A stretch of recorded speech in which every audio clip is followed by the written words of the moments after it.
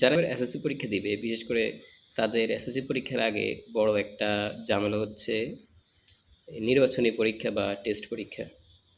বাংলাদেশে বর্তমান গ্রাম অঞ্চল থেকে শুরু করে, শহরে তো আগেও ছিল, গ্রাম অঞ্চলে শুরু করে সব জায়গায় এখন আর টেস্ট পরীক্ষায় পাস না করলে তাদেরকে ফাইনাল পরীক্ষা পর্যন্ত পৌঁছাতে দেয় না।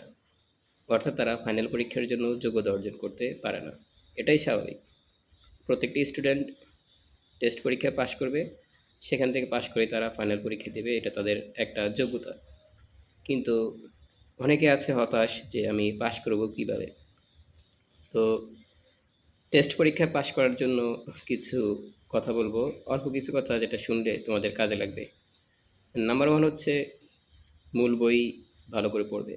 প্রত্যেকটি বই, বিশেষ করে বিজ্ঞান বিভাগের যারা আছো তারা প্রত্যেকটি বইয়ের পাশাপাশি ফিজিক্স ছাড়া প্রত্যেকটি বই ভালো করে স্টাডি করলে অনেকাংশে কমন পাবে। 2 নম্বর হচ্ছে বইয়ের গাণিতিক দিক থেকে, বিশেষ করে জেনারেল ম্যাথ, হায়ার ম্যাথ এবং অন্যান্য বইয়ের উদাহরণ যদি কোনো অঙ্ক থাকে বা কোনো কাজ থাকে সেগুলো ভালো করে প্র্যাকটিস করবা। আর 3 নম্বর সবথেকে বড় যে মাধ্যম পাস করার, সেটা হচ্ছে তোমরা প্রত্যেকটি বোর্ড পরীক্ষার বিশেষ করে 24, 25 এবং সংগ্রহ করতে পারলে 26 সালের প্রশ্নগুলো পড়বে, দেখবে পাস করা অনেকটা সহজ হয়ে যাবে।